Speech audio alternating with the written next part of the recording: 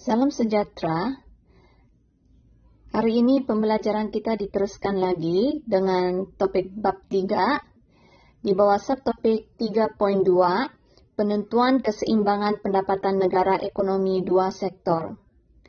Video sebelum ini, Madam telah terangkan konsep dalam unit isi rumah di mana Madam terangkan konsep pendapatan boleh guna, penggunaan dan tabungan, serta bagaimana membentuk fungsi penggunaan dan fungsi tabungan.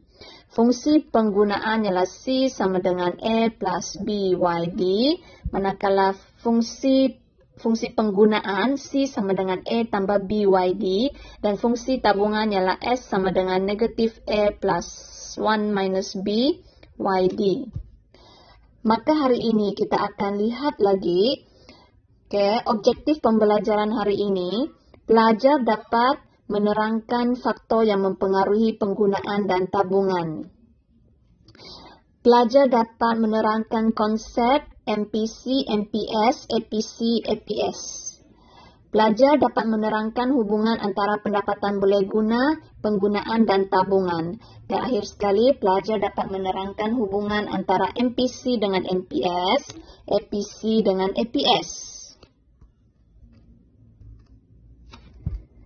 Faktor-faktor yang mempengaruhi penggunaan dan tabungan ada 6. Yang pertama, pendapatan isi rumah. Kedua, MPC dan MPS. Ketiga, agihan pendapatan. Keempat, kadar bunga.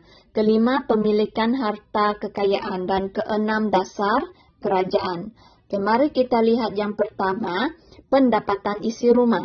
Semakin tinggi pendapatan boleh guna isi rumah, semakin tinggi keupayaan masyarakat untuk berbelanja dan menabung. So YD naik, consumption naik, and saving naik. YD jatuh, C jatuh, dan S akan jatuh. Maksudnya mereka mempunyai hubungan langsung. MPC dan MPS pula, semakin besar nilai MPC, maksudnya keupayaan masyarakat untuk berbelanja itu semakin tinggi. Kalau MPS pula, kita rujuk menabung. Semakin besar nilai MPS, semakin besar bahagian pendapatan yang boleh ditabungkan oleh isi rumah.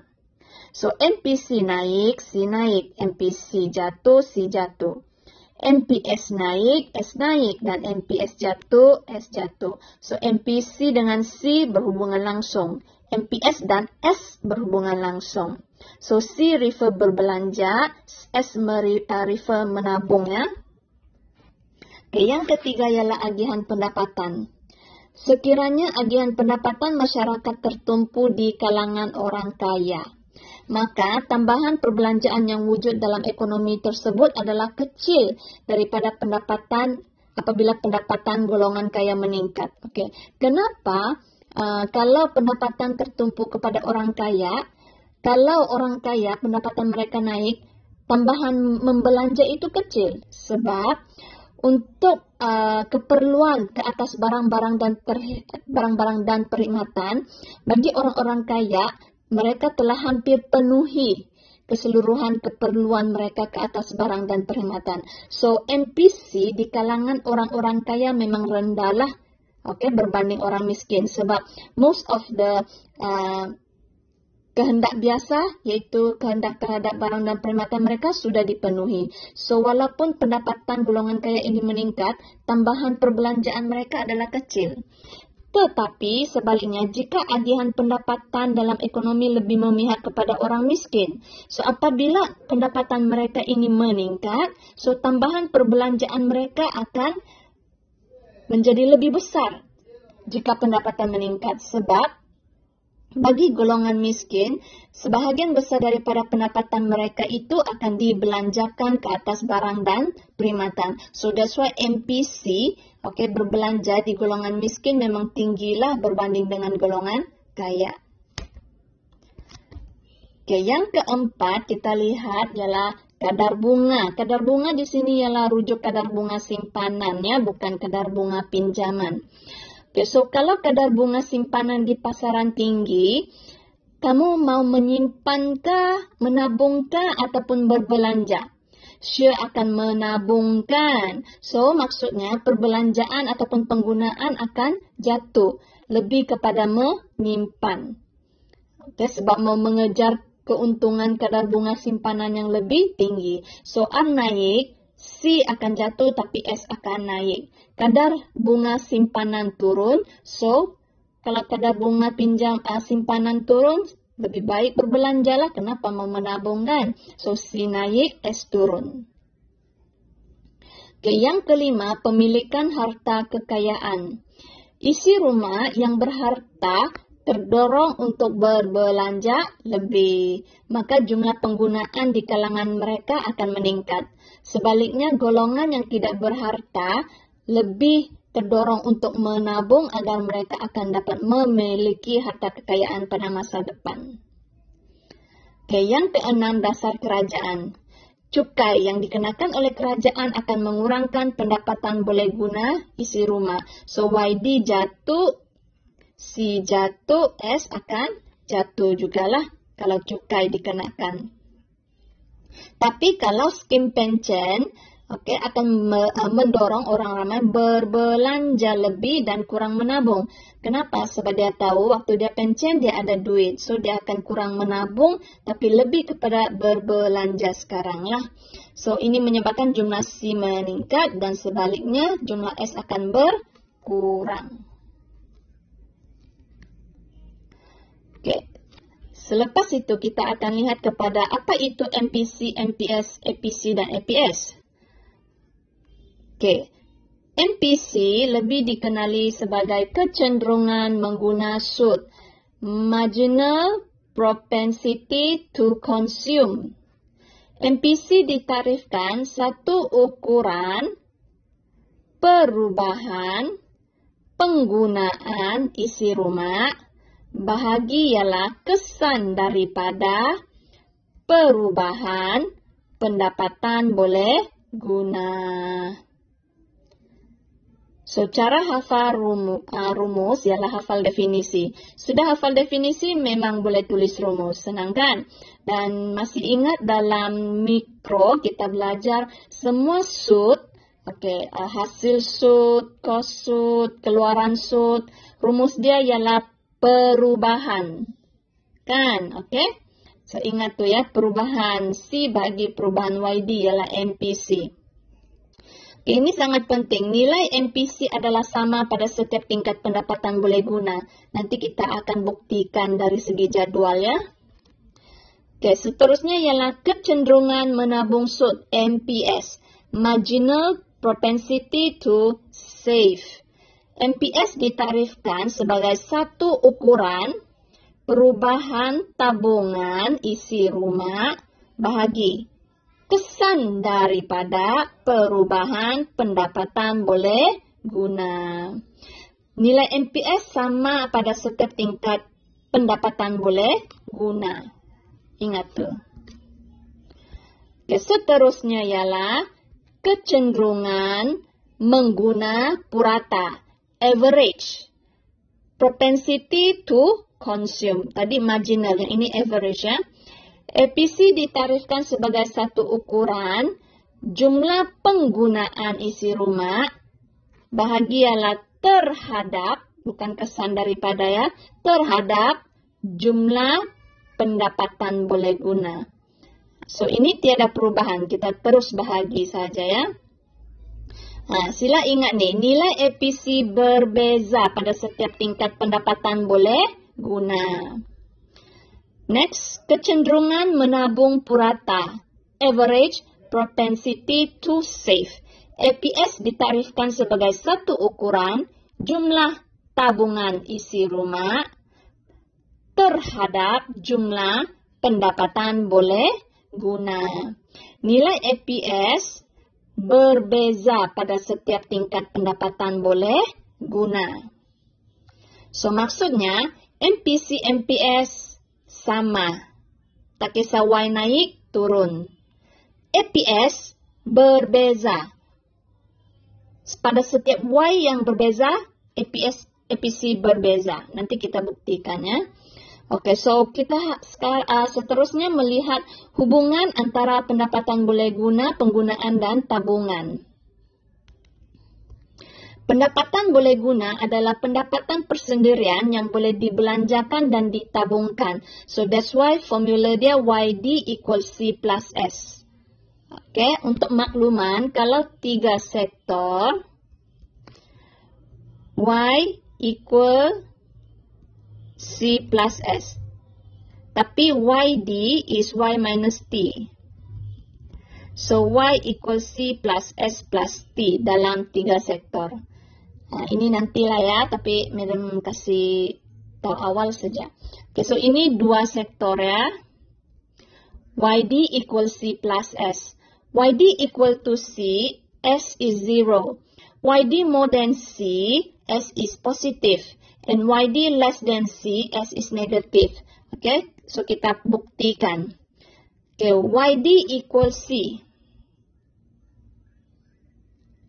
S 0, betul?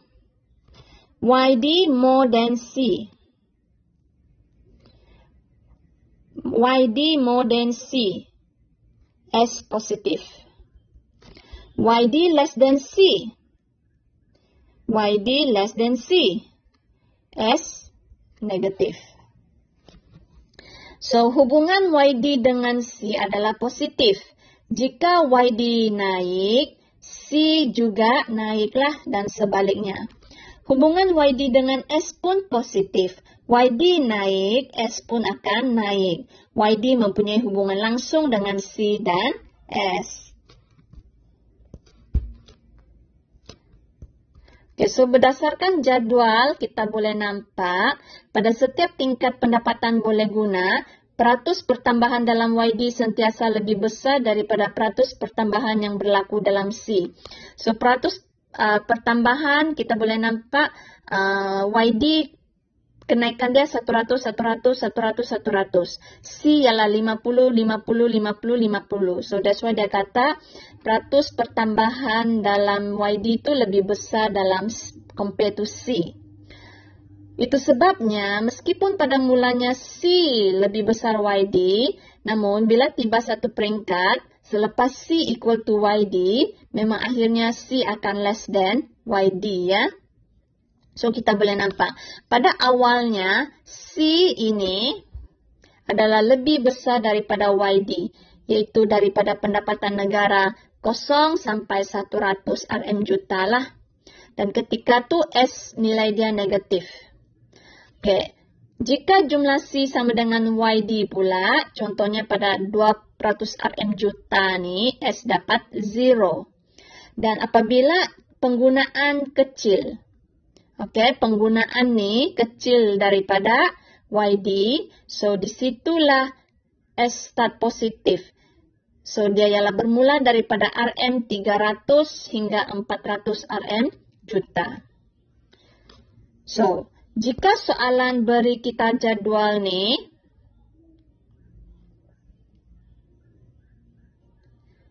bagaimana kita boleh bentukkan fungsi?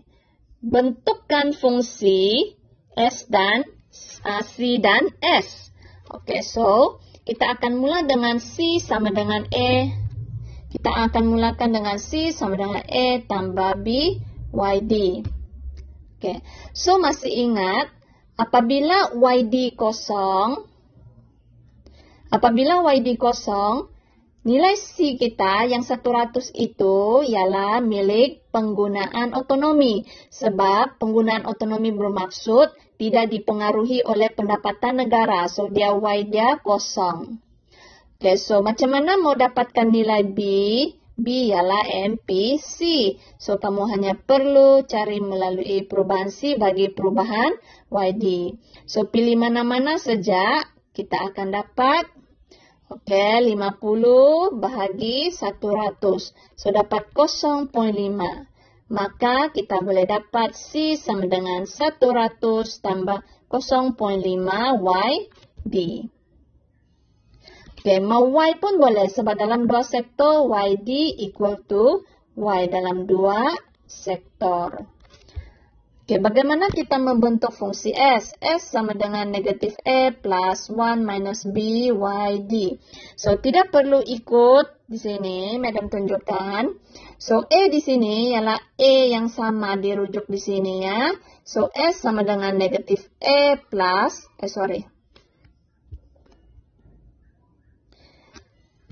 negatif 100 plus 1 tolak B 0,5 Y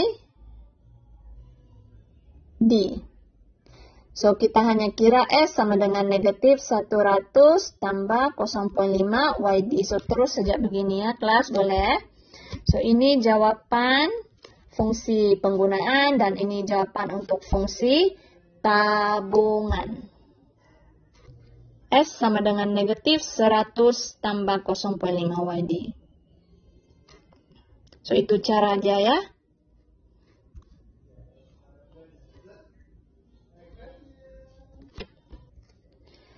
Seterusnya, raja ini terhasil daripada fungsi yang telah dibentuk. Maka terhasillah raja ni. So, Madam lakarkan yang penting sahaja yang perlu ada dalam raja ni ya.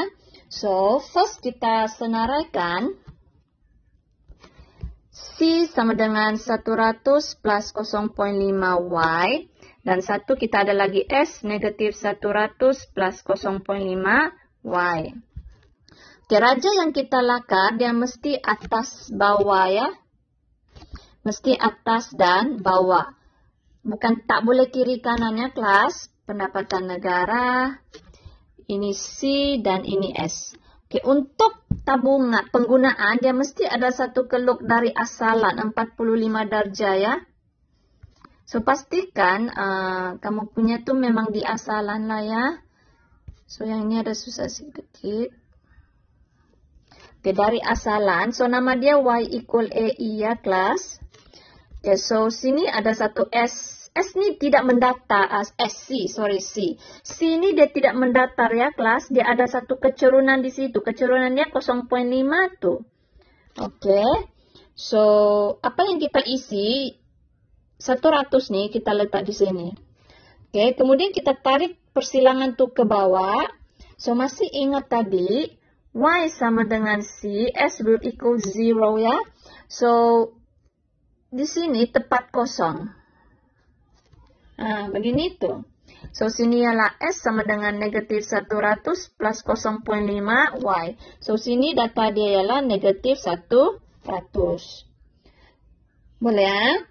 So, kemudian sini persilangan ni dapat, kalau saya Y equal to C.